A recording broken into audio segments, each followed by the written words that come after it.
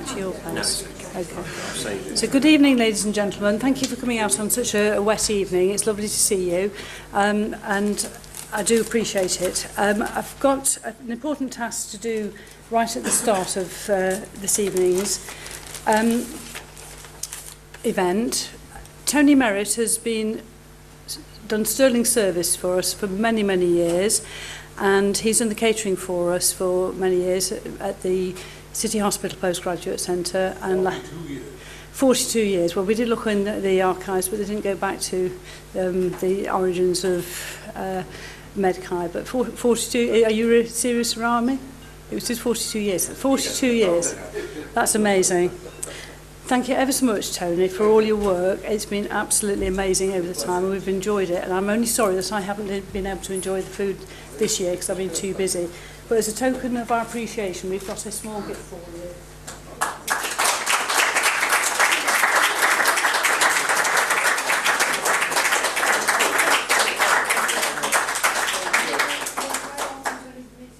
Thank you very much. Yeah. I thank you all. It's been a pleasure.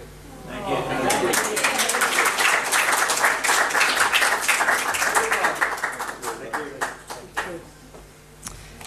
Okay, so we go back. So going back to where we were started, no fire alarms are expected this evening. The fire escapes are located at the signed exits over here, and you gather in the car park in the front of the building. Please do not use the lifts if the fire alarm goes off, and any disabled person, please make yourself known to me and we'll sort you out. Please sign in the sheets at the entrance outside the lecture room, and dishes in the foyer for donations to the charity and for payments for any food and wine, please. You're very welcome to come to Cheese and Biscuits after this evening's event, and I think we can speak to Tim briefly afterwards as well. Thank you. I'm very sorry to announce the death of Dr. David Daly, a past Medkai member. I actually worked with Mr. Daly when I was a medical student and then as a junior doctor. He was a very popular general surgeon in Nottingham, working at the Old General Hospital, the Children's Hospital, and subsequently at the QMC. He was an enthusiastic supporter of the Medkai, and I'm sure that members will be saddened to hear the news. His funeral will be held in Yorkshire on May the 26th. We don't have any further details, but if anybody is interested in going, we will endeavour to try and let you know. If you could all stand for a minute's silence, please, in respect of David Daly.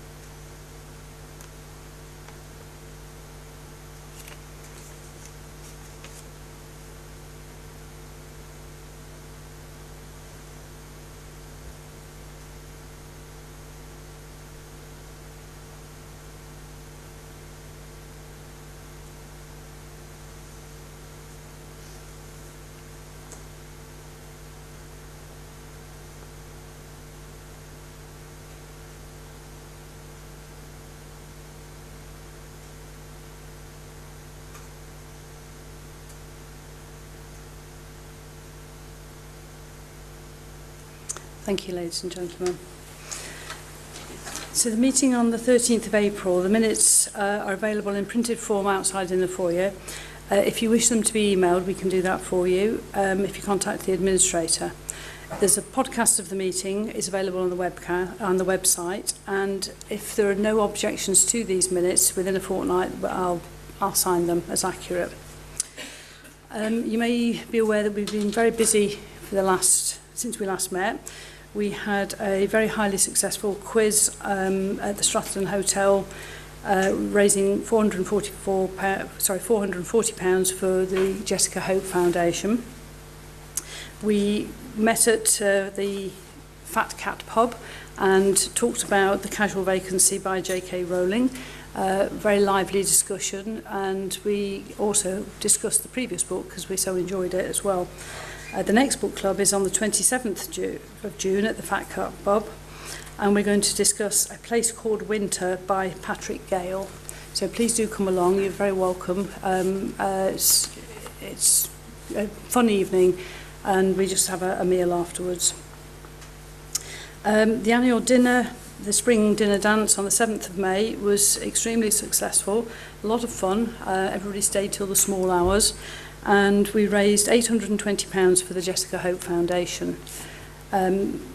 We haven't clarified the Jessica Hope Foundation. I think most people have been here before, but Jessica Hope was the daughter of a colleague and a friend of mine who at the age of 15 died from a brain tumour. Sorry, I beg your pardon, she was diagnosed at 15 and died at 16. And her parents, in their grief, have set up this foundation which raises money for Head Smart, which is for the early diagnosis of brain tumours, the University Hospital Trust, which gives them fun days out, the Brain Tumour Research Centre, and the Rainsborough's Hospice at Loughborough for children with life-limiting illnesses, and indeed an inspirational place. So any donations were very gratefully received. The golf tournament, thanks to my husband Bill, was a great success. There were 16 people. 16. Very chilly afternoon, but they survived it, and we have a new winner. I haven't written the name down. Thank you, Dr. Jonathan Arden-Jones, and we raised £174 for the Jessica Hope Foundation. We are about to walk the Robin Hood Way with Professor Denise Kendrick, who I have seen, and here somewhere, there she is. She's a Professor of General Practice, and it's between the 11th of June and the 17th of June. Please come and either join Professor Denise Kendrick and quite a few people, I believe, or indeed sponsor. The money for this is going to the University Life Cycle charity, which is looking into the development of a test for the early diagnosis of breast cancer. Got that right? Yes. So Denise will be here briefly afterwards if you wish to find out any details of either sponsorship or joining the walking group. Two bookings which are not on the original programme are next week we have Professor Maureen Baker, Chair of the RCGP on Patient Safety. This is a collaborative meeting with the Vale of Trent faculty of the RCGP, and this is across the road at the university at the Sir Clive Granger building. And this starts at 7 o'clock with light refreshments for a 7:30 start. And we also have Professor Sir David Greenaway, the Vice-Chancellor of the University of Nottingham, on the 1st of June. So the 26th of May, please note, is a Thursday, okay? But then we go back to a Wednesday on the 1st of June at the Helmsley, or the Staff Club at the University of Nottingham. And Professor Sir David Greenaway is talking about life cycle. You may know that he cycles enormous distances, raising money for different charities, and again he's doing the breast cancer research. And this is a nice link with my handover to Professor Ian Ellis, who researches breast cancer. So it's a nice link, together with my interest in cycling, not those distances. Okay, so tonight's meeting, we're very pleased to welcome Tim Mackrill. I met Tim 2 or 3 years ago. I went to a talk by Tim at Rutland Water, and I was absolutely inspired. He's very enthusiastic about his Ospreys and the love of this project.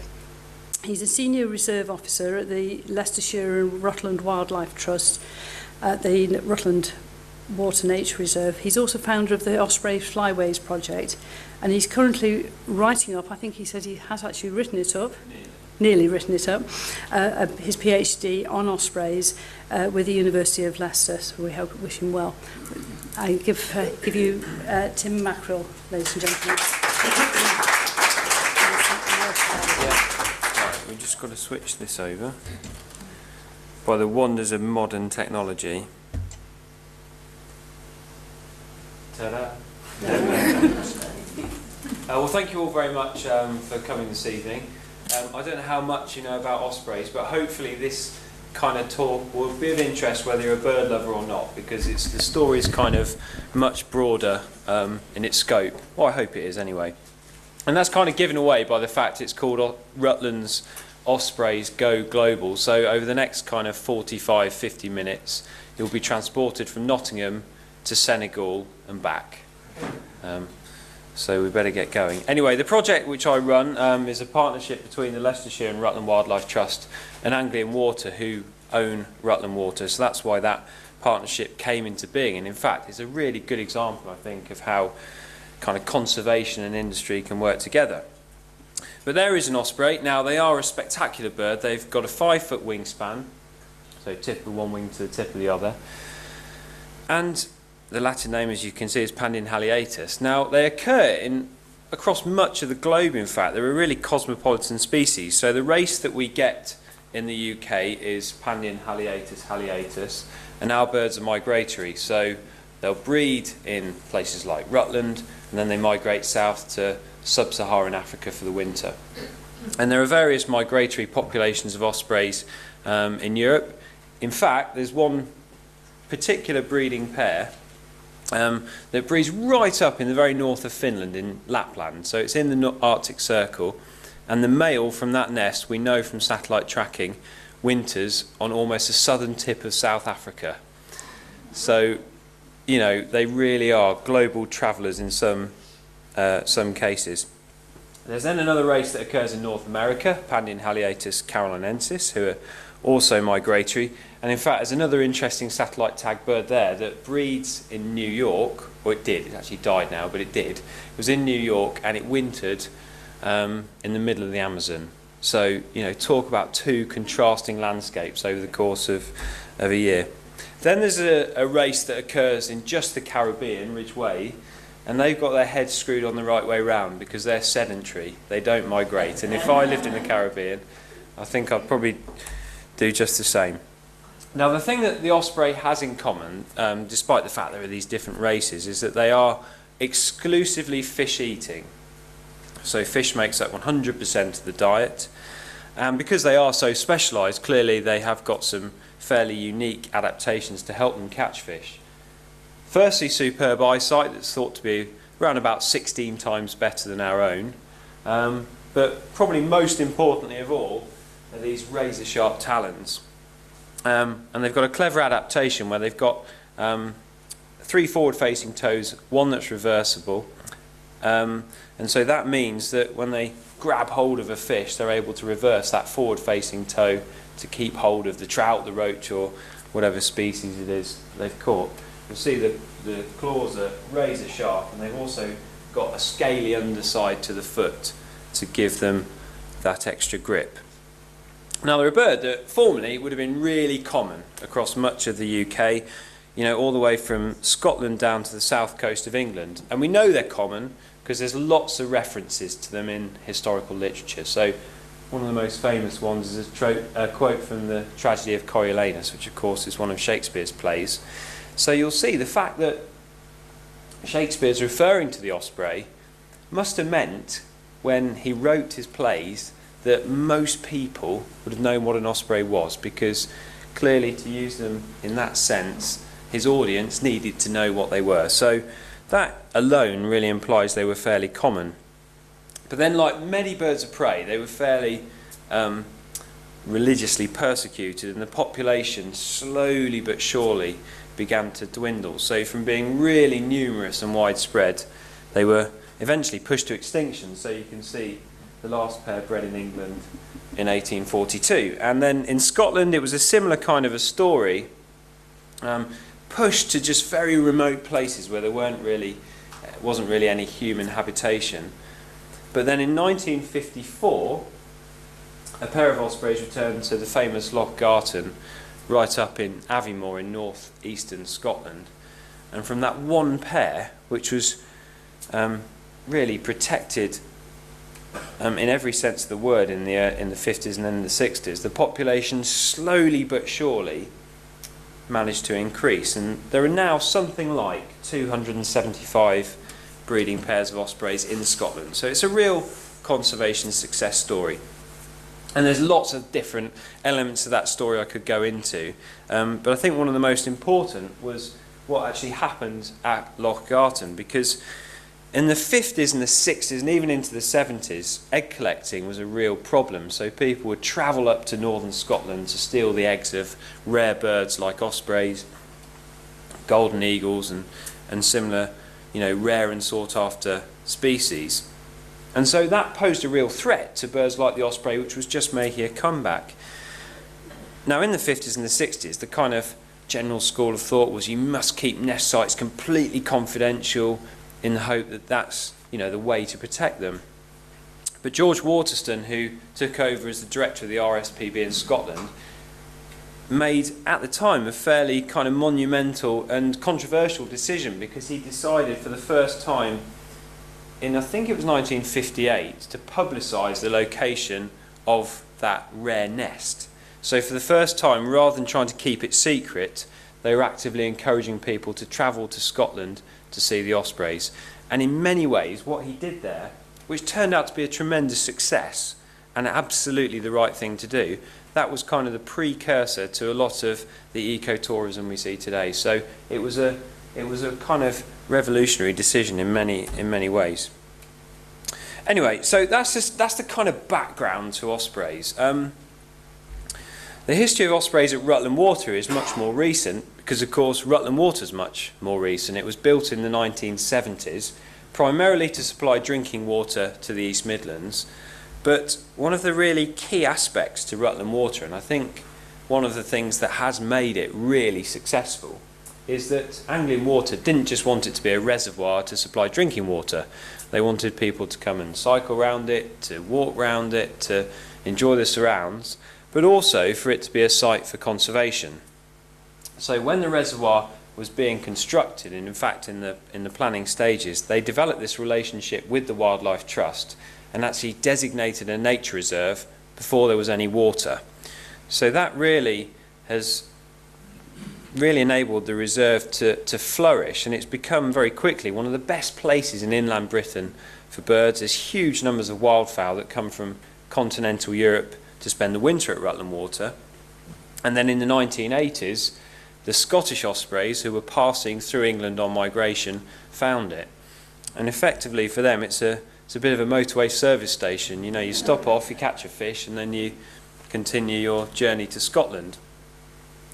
And Tim Appleton, who's the reserve manager, thought, well, if we've got these birds migrating north through Rutland Water, why don't we just try and encourage them to stay and breed? And one of the ways they've encouraged ospreys to spread to new areas in Scotland is to build artificial nests. And so Tim got in touch with Roy Dennis, who's been involved with osprey conservation in Scotland right from the very start, from 1954. And Roy travelled down to Rutland Water to build some artificial nests. So the idea was to try and tempt these passing Scottish birds to stay and breed.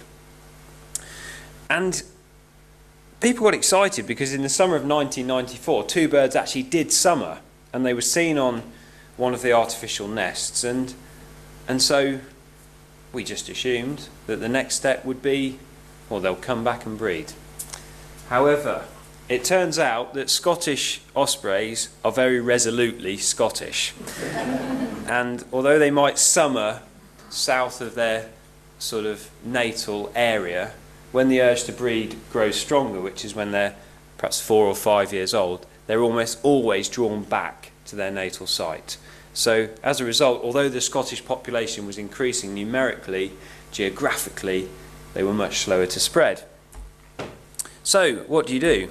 Well, Tim Appleton again got in touch with Roy and said, look, it's clearly going to take a long time for ospreys to reach central England naturally, but we've got this amazing reservoir that clearly has, just about the kind of most desirable habitat an osprey could want. And to cut a long story short, they put together a proposal to reintroduce a small population of the species to central England, to Rutland Water. And I haven't, again, got time to go into the detail, but basically a licence was granted in 1996, and that led to 6 summers of releases, and that involved 64 6-week-old juvenile ospreys. Believe it or not, that photo shows a 6-week-old osprey. They do grow incredibly quickly, and I'll show you ones that are about 3 days old in a minute, so you'll see the rate of growth. But then if you spend your whole life just eating pure protein, really, I suppose, that's why they do grow so quickly. Anyway, so the idea with moving the birds at 6 weeks is that they're pretty much fully grown, but they're not quite yet ready to fly, because it's the period when they're first on the wing that they're actually learning where's home. So up until 6 weeks of age, all they've worried about is where the next meal's coming from. But once they're flying at 7 or 8 weeks of age, they start to imprint on their surrounds. And so the idea was you move them before they've imprinted on their natal site, and so those birds in the future will hopefully think of Rutland as home and then return to Rutland rather than northern Scotland to breed. And I'm not going to hold you in suspense for very long, because it did work really well. It's been a slow process because ospreys are not quick at doing anything. I mean, the young birds migrate down to West Africa. They then stay in Africa for at least 2 years before they think about coming back. When they first come back, they might not go back to their natal site, as we saw at Rutland Water in the 90s. And then even when they do go back, they've got to find a nest site, and then they've got to find a mate before they breed. So in some cases, we've had birds that haven't actually reared chicks themselves until they were 14 years old. So it's a long old process, but there are species that can live a long time. They can live into their 20s, so there's no need for them to necessarily be that quick.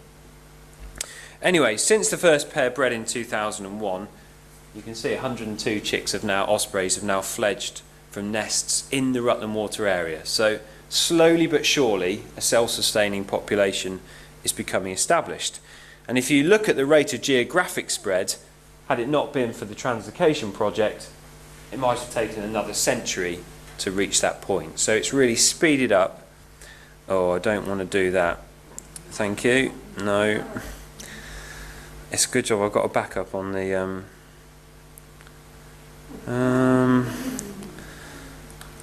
I definitely don't want to do that. I'm not sure whether I've stopped that or not. I think I'll just pretend I didn't see it.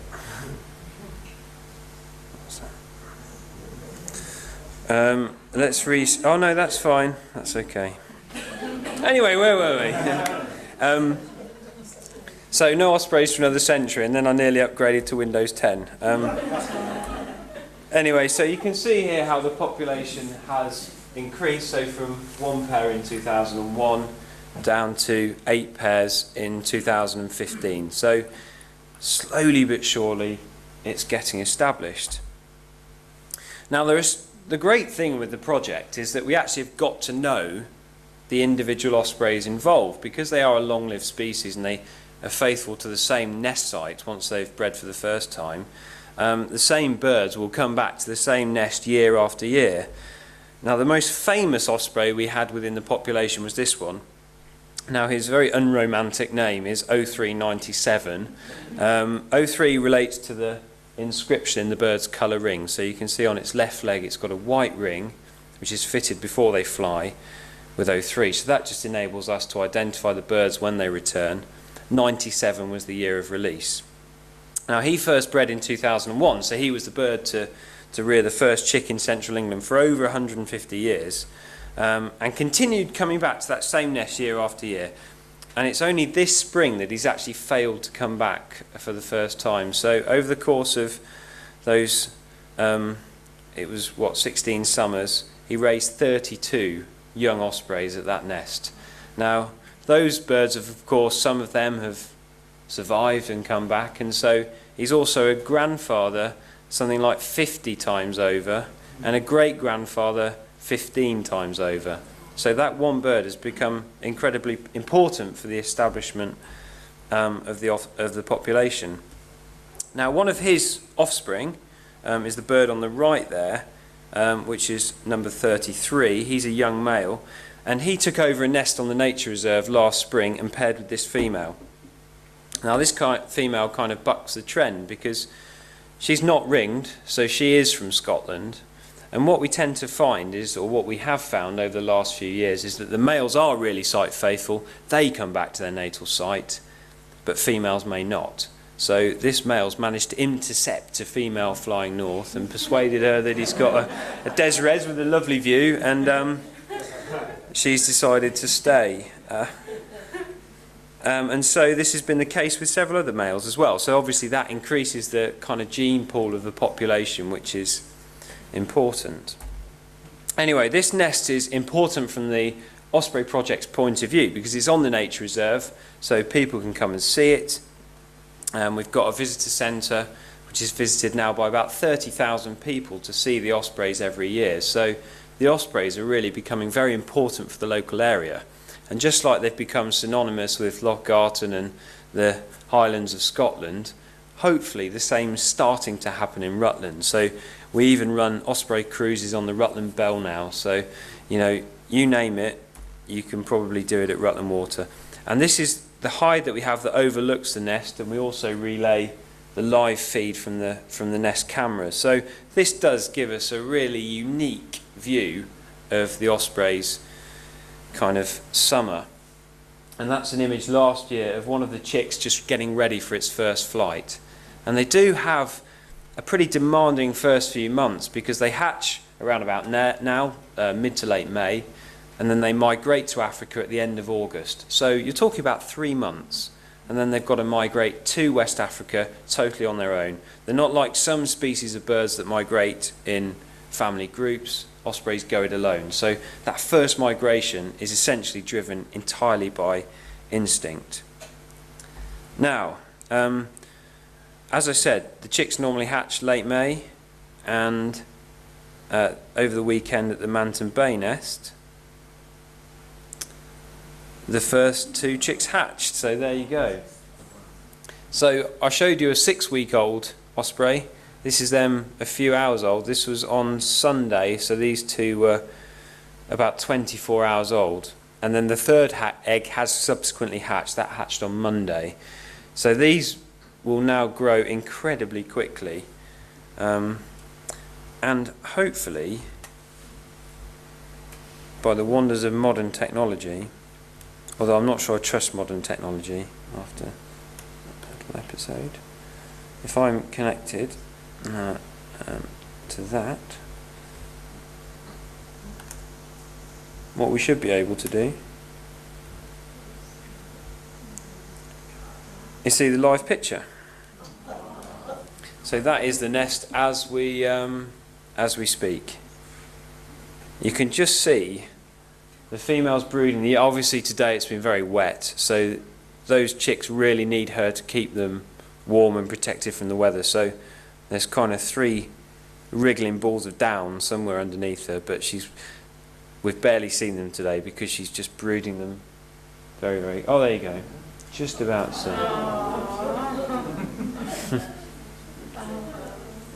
And you can really see how those talons are so supremely adapted to catching fish, and yet when they're with the young on the nest, they retract the talon, the claws, and they're incredibly delicate with the young bird. So there you go.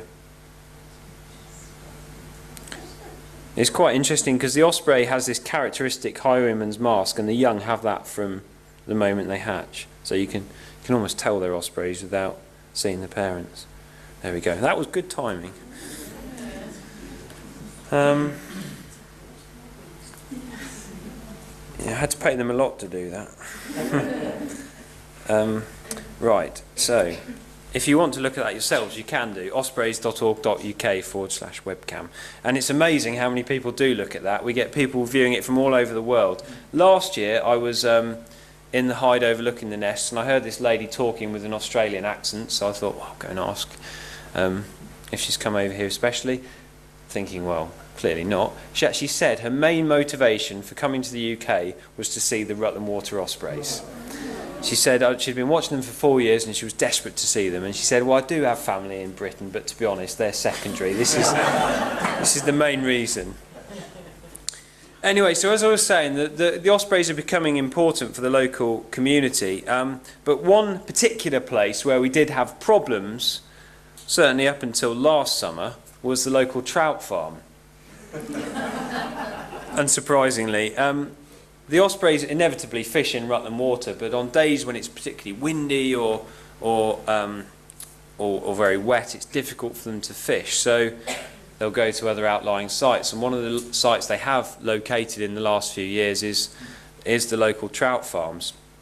And 3 years ago, the owner of the trout farm rang me up and said, "Tim, this is becoming a joke. We're losing so many fish. If the cormorants aren't bad enough, and then you've got otters on top of that, now the ospreys really are finishing us off. We're not happy."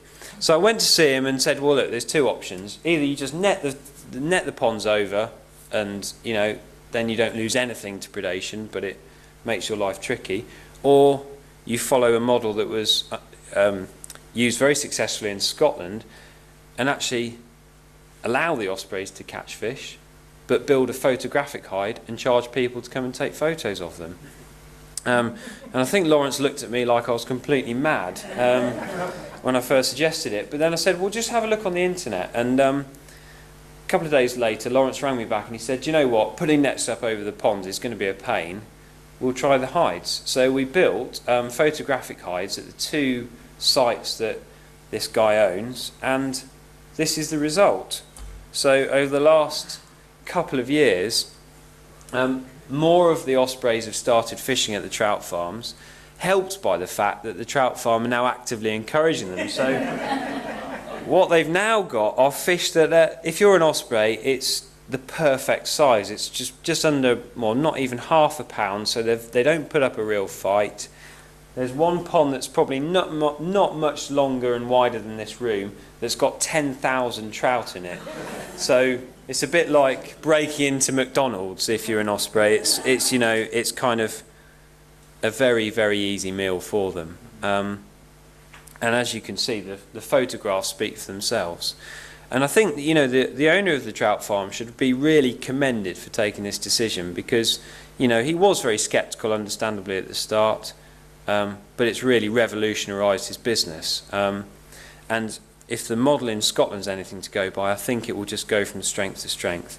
And clearly, from the Ospreys' point of view, it really does help as well. So that's Rutland. So things are going very well in Rutland, but I said that I wasn't just going to talk about Rutland. What we found is that some of the birds from the Rutland population have already started spreading further afield. So we've had several female birds who have been lured across to Wales by Welsh bachelors, and they're breeding there. And what we're now seeing, thanks to these the colour rings that we fit on the birds' legs, is that they are kind of being seen all over the south of Britain now. So there's no doubt that they are very site faithful, particularly males. But if, as happens sometimes, you suddenly get a pioneering pair of ospreys that set up home somewhere else, it can act as a kind of magnet for other birds. And so what we hope is that by establishing the population in central England, that it will really help them to recolonise the whole of southern Britain. And this is a bird, as Shakespeare wrote, that really should be known to everybody, and hopefully that's what will happen over the next 50 years. But it's not just southern Britain where we've had an impact. We've also had an impact further afield. So in Europe, for example, the translocation project at Rutland Water was the first of its kind in Europe, and it's subsequently been copied in several countries. So Spain and Italy now both have breeding ospreys as a result of translocation projects. And then other projects have begun in Portugal, the Basque Country, and Switzerland.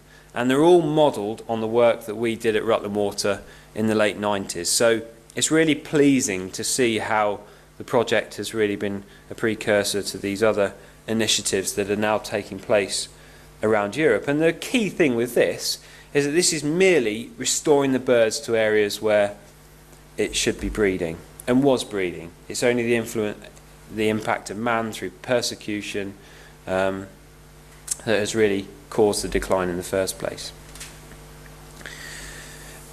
The other aspect of the birds' lives, though, is that they are migratory. And so, for example, the red kite reintroductions that have been undertaken very successfully across England, they've been tremendously successful, but it's not surprising because those birds don't migrate. You release them in an area 1 year, and then with a bit of luck they'll breed within 12 months, whereas the ospreys have to migrate to Africa.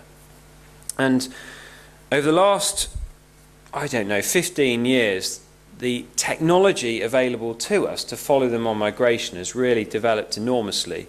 and it's enabled us to follow individual birds on their migration to West Africa, and that's enabled us to develop a completely new aspect and element to the project. So these are the transmitters we use. You can see they're fitted to the bird's back like a small backpack really. They've got solar panels on the upper side which keep the batteries charged up, and they communicate with polar orbiting satellites. So they basically enable the bird's position to be logged every hour, and that's accurate to within 18 metres. And then they also track the bird's speed, altitude and its orientation. So you can build up a pretty comprehensive picture of what the birds are doing. And this is just your typical migration between Rutland Water and West Africa. So this is a female osprey, daughter of O3, who I showed you earlier, and she took just 11 days to arrive in Senegal. And I mean, if you could draw a straighter line between Rutland and Senegal, you'd be doing quite well, wouldn't you? A really amazing migration. Now, if I showed you the migration route of a juvenile, it would look very different to this. So they almost zigzag their way to West Africa, and that's not surprising because, as I said, that first migration undertaken totally alone, so it's really driven entirely by instinct.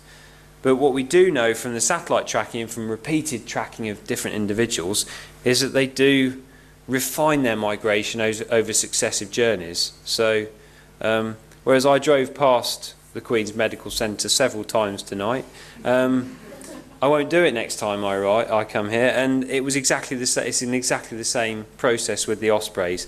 That migration route is refined over successive journeys.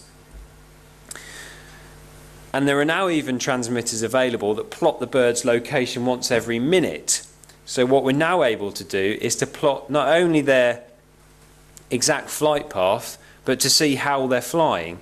So, for example, this is a cross-section view of a flight over the Sahara Desert, and you can see how the bird is gaining altitude on thermals and then opening its wings, gliding, going up on another thermal, gliding forwards, and so on. So whereas we always used to say the crossing of the Sahara is clearly very, very hazardous, which it is, actually the environmental conditions and the conditions for kind of thermal migration in that way actually help the birds and make it not quite the obstacle you might imagine, but clearly it's very demanding. It's 5 or 6 days without food. Anyway, I've shown you a successful migration.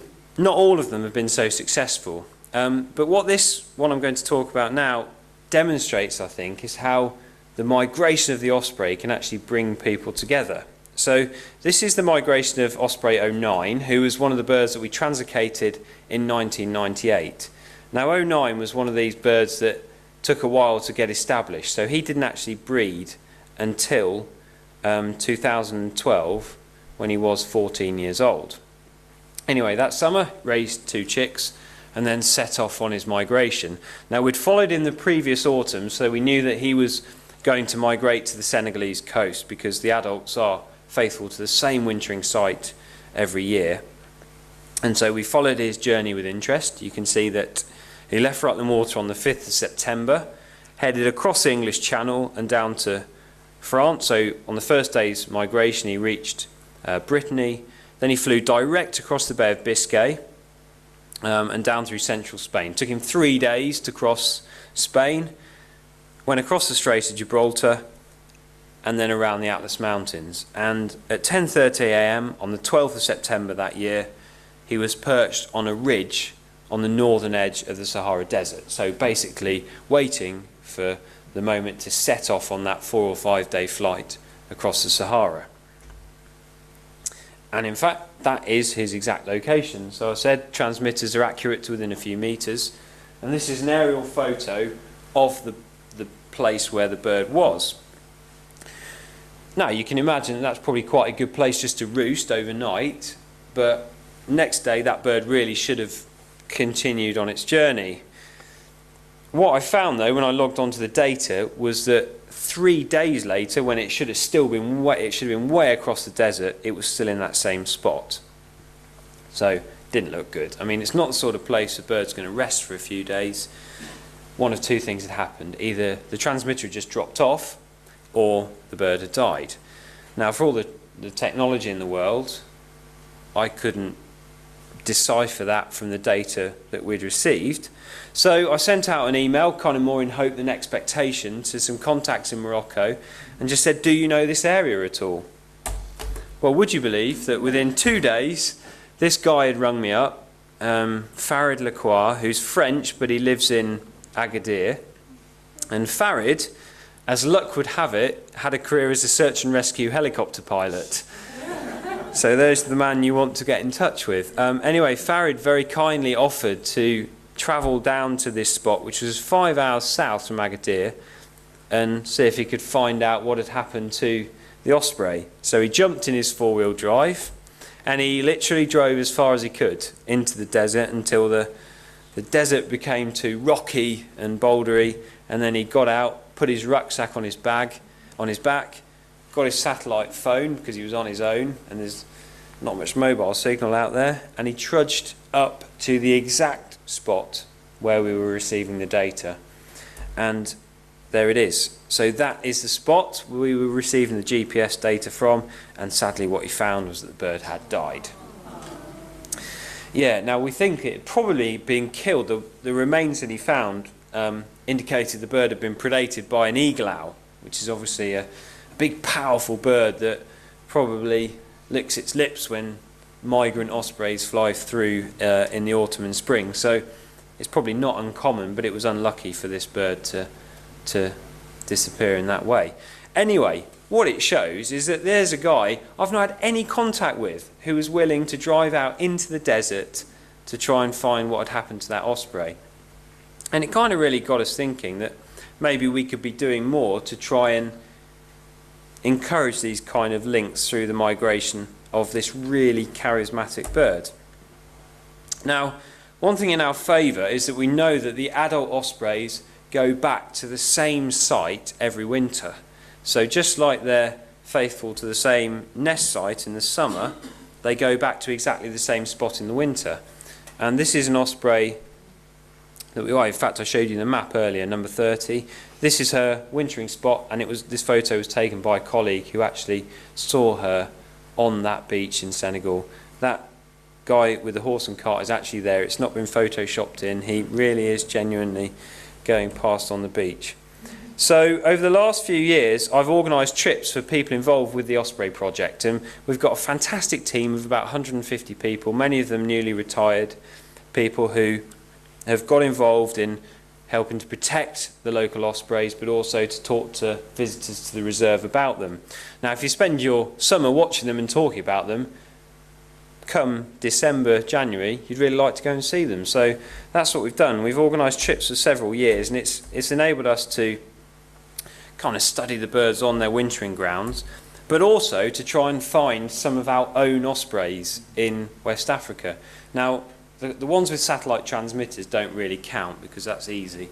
But the proverbial needle in a haystack is just bumping into one. And in fact, this last winter when we were in Senegal, we did exactly that, because this is a boat that we were on in the Sin Saloum Delta, and you can't see it, but in the mangroves there is an osprey, and that, unbeknown to us, turned out to be a bird that had bred in Rutland the previous summer. So you can imagine, I mean, that was purely by chance that we found it. So it was an exciting moment. I nearly capsized the boat when we realised who the bird was. But that was a fantastic moment. And there he is, number 32. Now, as I said, the adult birds go back to exactly the same spot every winter. They have a very easy life because the waters of West Africa are full of fish. There's masses and masses of food. But there are hazards. And the threats really relate to some of the human communities in West Africa. So discarded fishing nets and intentional killing. We had a bird that was killed in the Ivory Coast last winter, and there are lots of examples of birds becoming tangled in nets that had just been discarded and dying in that way. So we thought, well, you know, maybe through the osprey's migration there is an opportunity to try and establish some links with people in West Africa. I think there's no better example of how that's important, then two photos. This one is Tangi Beach, which is a really great spot to go and watch ospreys. It's kind of the typical wintering habitat, a nice undisturbed beach, coastal woodland, and then the birds sit on the beach during the day, fly out to sea, catch fish, then go back to their favourite spot on the beach, and then roost just inland. And that's it for 6 months. So, easy life if you can get it. Anyway, this is looking north up Tangi Beach, which is typical overwintering habitat. If you turn around and look south from that exact spot, then that's what you see. A beach full of people, a really fantastic, vibrant sight. And these are all people who are waiting for the local fishermen to come in with their catch. So fishing boats that have been out, in some cases for a couple of days, come back to the beach, and then you've got local people, you've got people from hotels coming to buy whatever fish they're bringing in. And if you stand in amongst all those people and look out to sea, what do you see? You see ospreys diving for fish right by the fishing boats. So, 3 years ago it was now, myself and this guy, Junkin Jadama, came up with a plan to just establish a kind of pilot education project based in Gambian schools. A lot of the areas where the ospreys spend the winter are very rural, and the schools have very limited resources. You know, no computer equipment, I'll come on to that in a minute, and just, you know, kind of tin roofs, no windows on the classroom. There was one school that was really pleased that they'd been able to build a wall around the school because it stopped the local goats coming into the classes. So, you know, kind of puts things into perspective. Anyway, JJ's a Gambian bird guide who's led our trips out there, came up with this plan. And the basic idea is just modelled on the environmental education that we run at Rutland Water. It's no different, it's certainly not groundbreaking, but it's just giving the kids an opportunity to do something that they wouldn't normally be able to do. So JJ takes them out on field trips, teaches them about their local wildlife and the need to protect it, but also acts as a really good role model because he's a Gambian man who's grown up and he's now developed a really good business for himself by becoming a professional tourist guide, a bird watching guide. So I think he's a great role model for the children. As part of that project, I've got a colleague at Rutland Water who's a fantastic wildlife artist, and he came up with a series of paintings illustrating an osprey's flight to West Africa, and so we put this book together called Aussie's Migration. And Ken Davis there, who's one of our volunteers, an ex-teacher, wrote the text for it, and now that can be used by local schools to talk about the osprey's migration.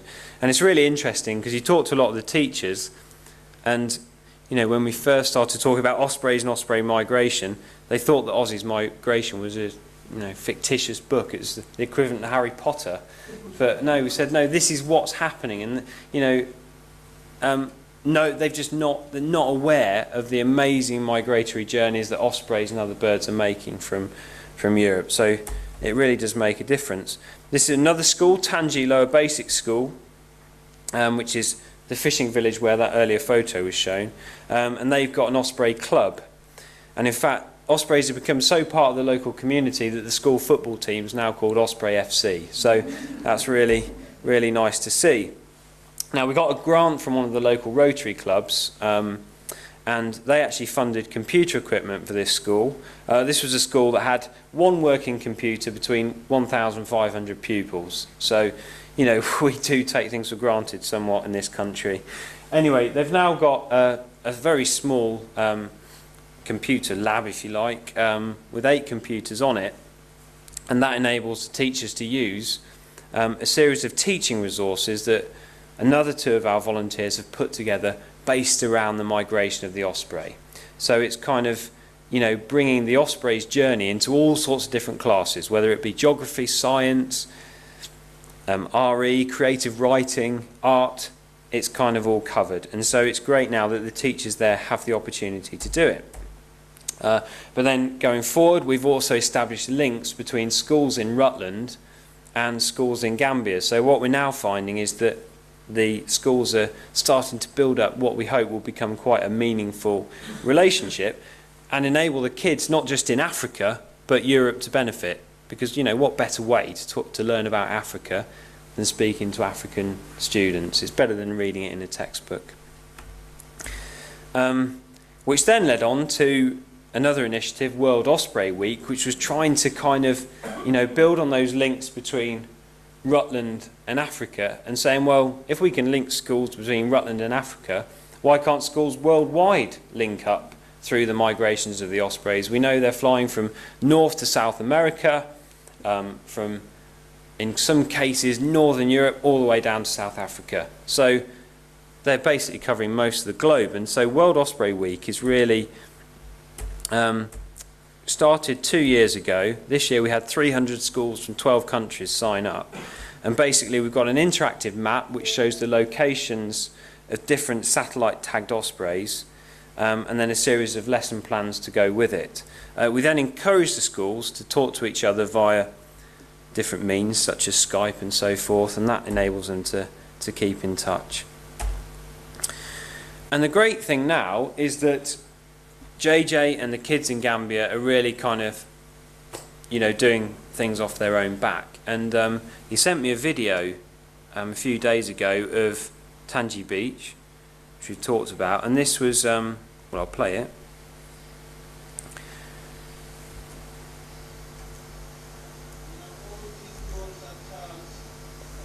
The sound's not that important, but basically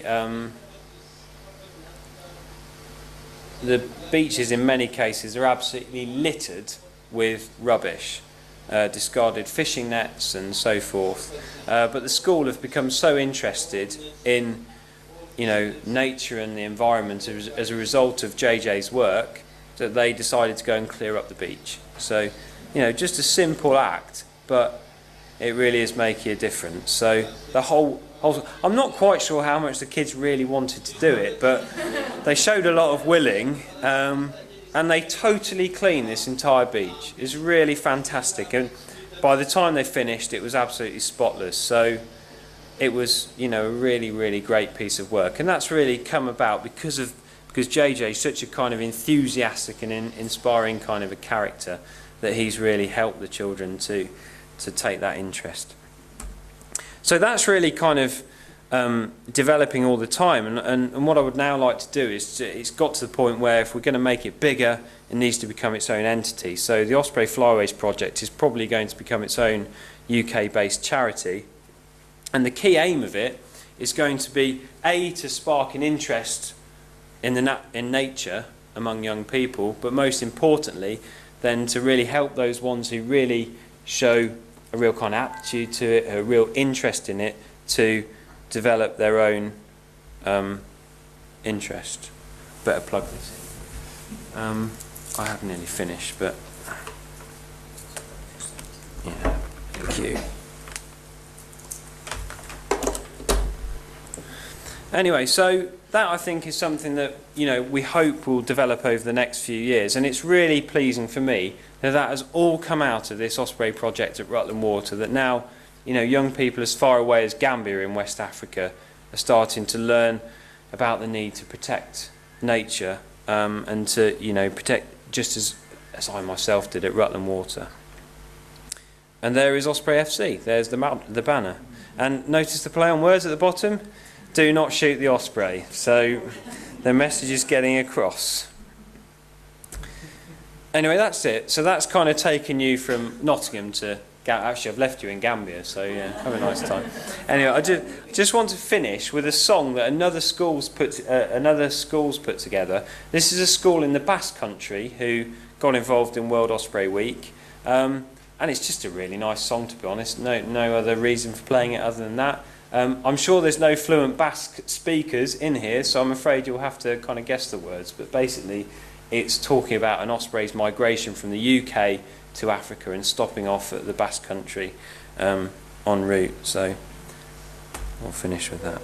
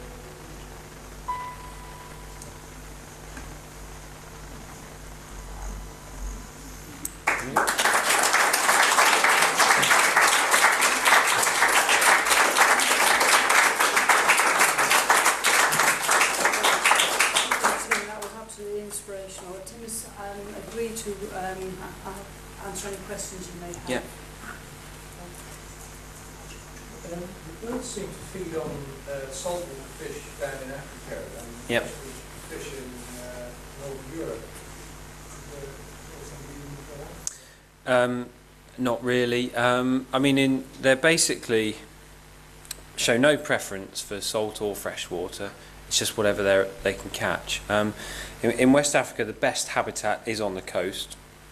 The problem with a lot of the inland sites is that they're seasonal water bodies, so they dry up at certain times of the year. So it's a much safer bet to be on the coast. So really, it's just a case of them selecting the best habitat, and the fact that they're from Rutland water means that they then return there to breed.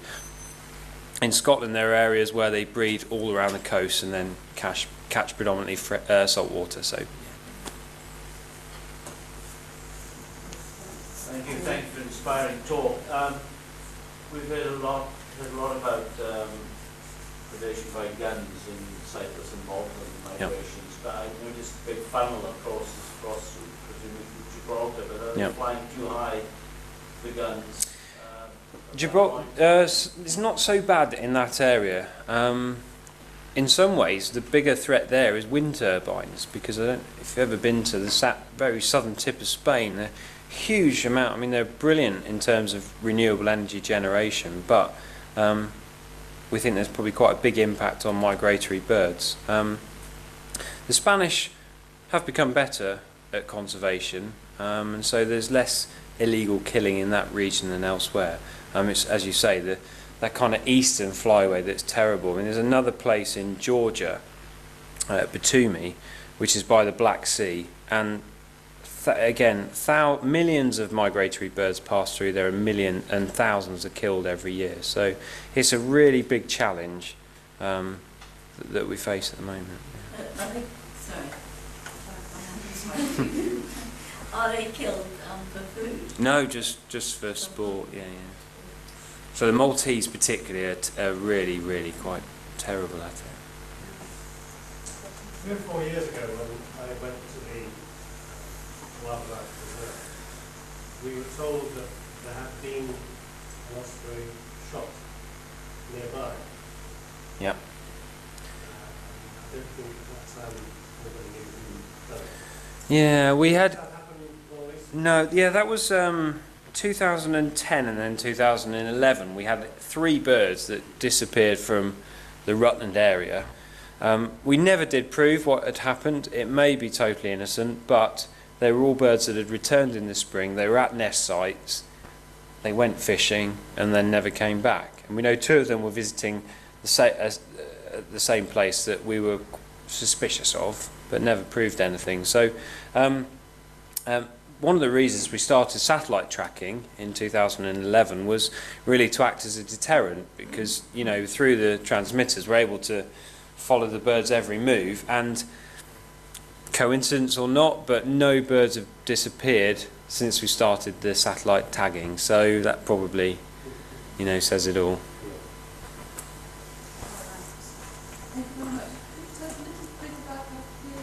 My PhD, yeah, that's mainly largely to do with the migration. So it's looking at how migration is affected by the weather, for example, the way the birds actually migrate. So looking at the differing use of thermals and active migration over the sea. Because one of the things that the ospreys are able to do is that they're quite unique in that most birds of prey, when they're migrating, like to stick up to land, because they migrate mainly by soaring and gliding. So that flight profile I showed you, where they glide up on a soar up on a thermal, and then they glide onwards, and it means that it saves a huge amount of energy by doing so. But the ospreys are better adapted because of the shape of their wings to longer flapping powered flight, so they can make really long sea crossings. So for example, some of the birds that we've tagged as part of my PhD have flown direct from northern Scotland all the way to northern Spain, and we assumed that was entirely by flapping flight, but what we've now been able to prove is that some of them can still soar and glide over the sea. just by exploiting kind of weak thermals, which has not been documented before. So it's really interesting to just how that sophisticated technology enables us to understand more about their movements. Brilliant talk, thank you. Thank you. If it takes them 5 days to cross the Sahara, are they not drinking that time? No. How long can you go with that? Well, I mean, not much longer than that. That's and that's why it's really important for them to use the most energy efficient form of flight, and that's why that soaring and gliding so important. But no, essentially it's 4 or 5 days without anything. On one of your early slides, you said that the first birds back were in Scotland on breeding pair. Yeah. That's gone up to 275 pairs. Mm-hmm. Hopefully not just from that first pair. No. So others have come in. Well, the Scots have managed to lure in some Scandinavians during the years. So the birds from Sweden, or some of the birds from Sweden, pass through Scotland on migration. So just as we've ended up with Scottish birds at Rutland Water, so the same sort of thing happened. Swedish and Norwegian actually, and we know that from the colour ringing. So that's obviously a way the Ospreys evolved to avoid inbreeding, is for males to be site faithful and return to their natal area, but for females to potentially end up elsewhere.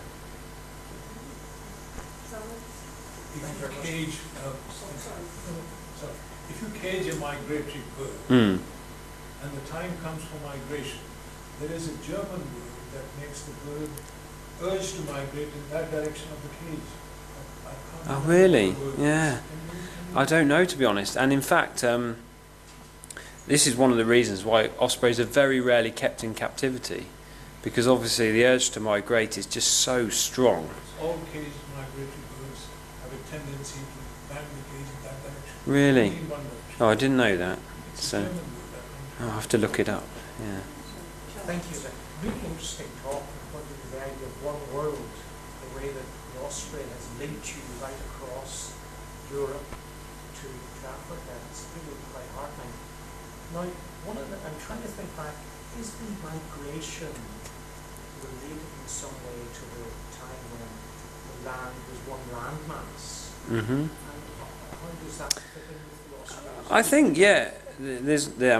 there's evidence of ospreys going a long way back. So clearly that has been a factor. But it's quite interesting that a question that's often asked is why do they migrate in the first place? And quite clearly it's obvious why they go south, because the winters here just aren't able to support them in the winter because of the diet. But then why fly north again? Because the juveniles stay in West Africa for 2 years. So where the West African region is able to support the birds year round. But the urge to migrate north is obviously so strong within the population that they do still come north. And of course the other advantage you have of coming north is that you have longer days. As you go further north latitude, you've got longer days. So when you've got 3 hungry chicks to feed, then obviously you have the advantage of daylight. And so over evolutionary time, it's a migration route that's developed. I couldn't tell you exactly when, but it's certainly a trait that's well established within the population. I'm thinking of more ways for you to raise money. Mm. And I'm impressed Thank you. with Osprey FC. Yeah. And Rutland is not far from Leicester. Yeah. Osprey FC playing blue. Yeah. That's already a link. Yeah. And you've got a link with Basque country. Yeah. So that's Barcelona. Camp Nou. Yeah. And Yeah. I'm sure that these places are written to all the time Yeah. by various groups. But you could be little ospreys, Yeah. could be among them, and you could get an invitation for a game, Osprey FC Yeah. versus Junior Leicester. Yeah. Junior. So wheel Jamie Vardy out to raise some money for us. You never know. So that's my Though I would say that Barcelona is not in the Basque country. And the Basques wouldn't be very happy. No, no, they wouldn't. Maybe Athletic Bilbao. Yeah. If it's one word. Yeah. And can I ask another supplementary? Yeah. At the beginning you showed all the Latin names. Is the second name always the guy who discovered them? Not necessarily. No, no. So Haliaetus is the Greek god of fish, or the sea, I think. So no, not necessarily. Not necessarily. It can be in some cases, but not always. I just wondered if you knew what had happened to O3 because he's not come back. Yeah, we don't know. I mean, this is the. He's got a transmitter on. He hasn't got a transmitter, so we don't know. So he presumably came to Greece somewhere in the winter. We don't even know where he winters because although with some of the birds we do get ringing recoveries, for that one we didn't say. What percentage of guns at Rutland do you tag? We tag all of them, yeah, and then probably about 30% come back. So it's a really very high mortality rate, but when you look at the migration, it's not surprising. Thank you very much, ladies and gentlemen. Tim will go to answer a few questions over cheese and biscuit. I'd like to ask Dr. Marlowe one or two comments. Thanks, Tim, for a fascinating talk. I mean, the number of questions that you've had is evidence of how interesting that people found it. It's such hard work, that initial project at Rutland, and I think that shows perhaps why all these osprey nest platforms that you see dotted along the Trent Valley aren't very successful in comparison. No, they will eventually. I particularly, I'm sure we all did, enjoyed the live feed, and I wondered if, in view of I was fascinated by the far-reaching nature of the project. Like one of our questioners was how far it's taken you. When you said it was far-reaching, I thought you were going to talk about the UK, and it spread and spread. And I understand that ospreys themselves are very widespread birds, so it's sort of in most countries. So I guess it fits in with that. Exactly. I just wondered if the school in Gambia with the computer could view the live feed. Yep. Yeah, they can. So that takes it all the way exactly, down. yeah. So thank you for inspiring us.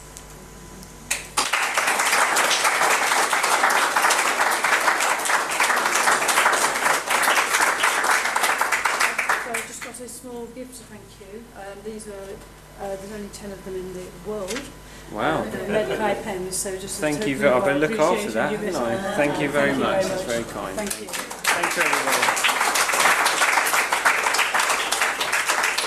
It just leaves me to remind people the next meeting with Professor Maureen Baker next Thursday, 26th of May, at the Sir Clive Granger building at 7 for 7:30 p.m. So I hope you have a safe journey home and enjoy the cheese and biscuits downstairs, and any questions with Tim. Thank you. Thank you, it's absolutely brilliant. You're very welcome. It's really good. It's just lovely questions.